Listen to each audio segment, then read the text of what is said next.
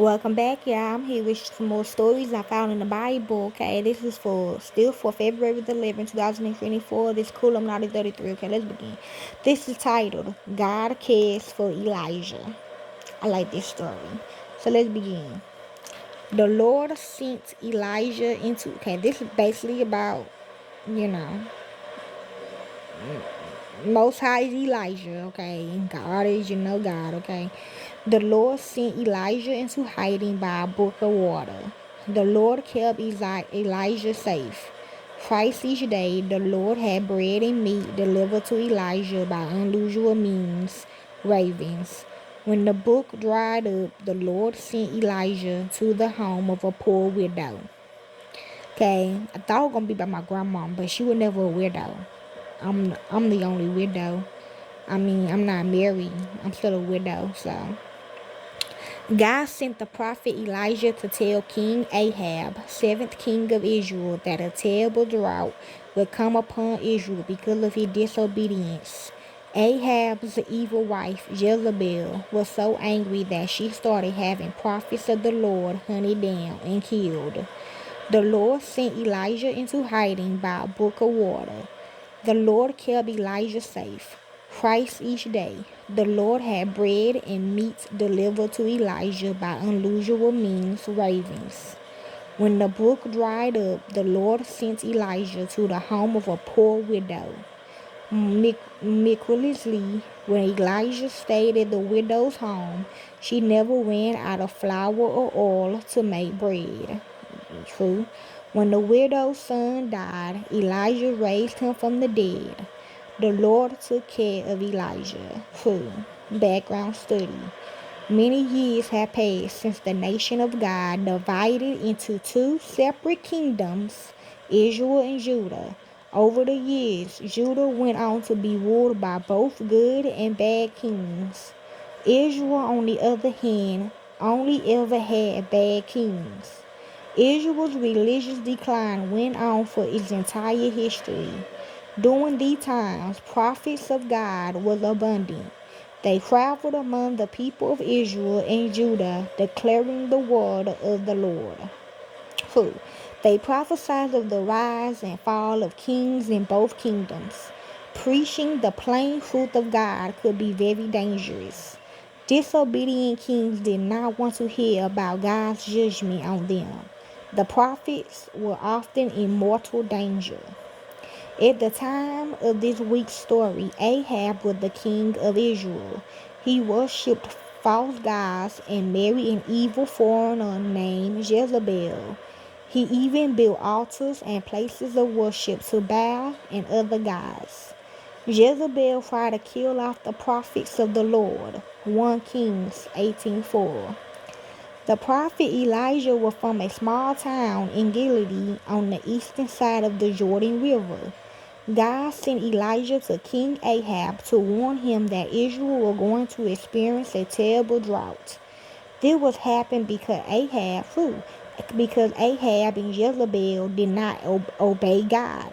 Israel is a hot, dry country during the summer months. The people rely on the winter and spring rains to get them through the dry months. If no rain comes from even 1 year, they could not raise crops. Not even grass will grow in the open fields for the cattle to eat.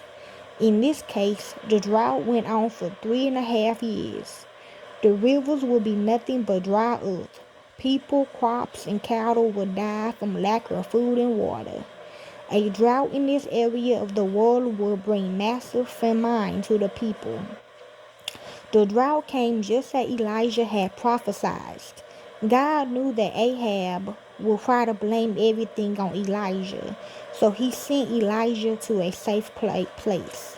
The brook of Kerith is believed to be located within the territory of Gilead on the eastern side of the Jordan River. Here, Elijah had plenty of water. He probably lived in a cave near the brook. Since it was best that no one knew where Elijah was, God even provided the food for him to eat. Ravens brought food twice a day for Elijah. Food. The Lord protected Elijah from both the famine and Ahab's anger. When the brook dried up, the Lord sent Elijah to a widow's home in Zarephath of Sidon, right in the middle of the area where Jezebel was from. The widow and her son had been affected by the severe drought. They had just enough flour and oil to make one last loaf of bread. The woman agreed to hire Elijah, and because of the Lord's power, the flour and oil supply never ran out. The woman was happy that Elijah was there because her son became ill and died. Then Elijah raised him from the dead. Okay, that's the story. Wait, okay, more. Ways to introduce the story. When I was at T Summer School, I did this, okay, for the kids. Okay, so let's do it again. Way to introduce the story. Before class, hide a picture of Elijah somewhere in the room. Tell the children that you have hidden a picture of a man named Elijah and that they must try to find him. The children may want to take turns hiding him too. After that, tell the children that you will be learning about a time when God hid Elijah. He hid him in the best place where no one could find him. The story. All of God's people used to be one country. They had kings like Saul, David, and Solomon. Now they were divided into two countries. One country was called Israel and the other was Judah. Ahab was the king of Israel and he did not obey God. He married a very bad woman named Jezebel. King Ahab and Queen Jezebel made idols of false gods and then worshipped them. They wanted everyone in the country to worship the idols. A man in Israel did not like the things that King Ahab and Queen Jezebel did. He did not worship idols. This man's name was Elijah, and he worshipped only the one true God. Elijah was a prophet of God. A prophet is someone who has a special message from God. God will tell Elijah things and Elijah will go and tell the people. Sometimes people liked what Elijah said and thanked him for bringing the good messages from God. Sometimes the people did not like the message. Some people did not want to be told they was wrong. God had a special message for Elijah. He told Elijah to take the message to the king and queen. God told Elijah to tell them that he was very angry with them because they worship idols. Because they kept doing these things, the Lord would send a terrible drought. That would mean that there would be no rain for a long time. Things happened just like Elijah prophesied. The rain stopped and everything became very dry. King Ahab and Queen Jezebel became very angry. They wanted to kill Elijah the prophet. But God took care of Elijah. He made sure no one would find him. He told Elijah to go to a special place and to stay there. Even though the rest of the country was dry from the drought, Elijah was safe and always had enough water from a brook. The Lord also made sure Elijah had plenty to eat. Every morning and every evening, ravens would fly in and bring Elijah bread and meat to eat. After a while, the brook dried up, and God told Elijah to go to Zarephath. When Elijah traveled, he must have noticed how dry everything was. Elijah wondered what he could find in Zarephath. When Elijah got to the city, he found a woman and her son collecting sticks. He asked the woman for a drink of water, and she said she would get some. Then Elijah asked the woman if she would bring him a little bread. The woman was very sad. She was very poor. She said she only had enough oil and flour to make one last meal for herself and her son. After that, they would have anything to eat and they would die. My bad, I'm rereading it, but oh well. Elijah told the woman not to worry. She should go ahead and make some bread for Elijah. God would make sure that she still had enough for herself and her son. Elijah had a special message from the Lord. As long as the drought lasts, you will always have enough oil and flour to make bread for me and for your family. Ooh, that sounds good to me. The woman rushed away and made the bread for Elijah.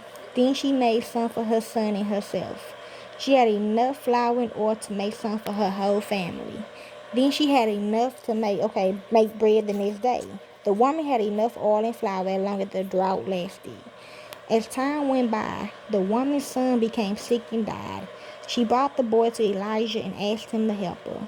Elijah carried the boy upstairs to the room where he was staying. He prayed to the Lord to help the boy. Another miracle happened. The Lord made the little boy alive again. Elijah carried him back to his mother and told her how the Lord raised him from the dead. The woman was very happy. Now I know that you are a true prophet of God. I know that the Lord is the only true God. Elijah continued. Oh, okay. Yeah, somebody want me to get this message out. Elijah continued to stay at the woman's house for a long time. Even though other people was hungry and the land was dry, God made sure that his prophet Elijah was safe. God took care of Elijah. And also, raised to tell the story, this story can be told using a variety of methods. All remain true to the facts found in the Bible, but help children connect to its meanings by using drama, visual aids, voice inflection, student interaction, and or emotion. Okay, enjoy.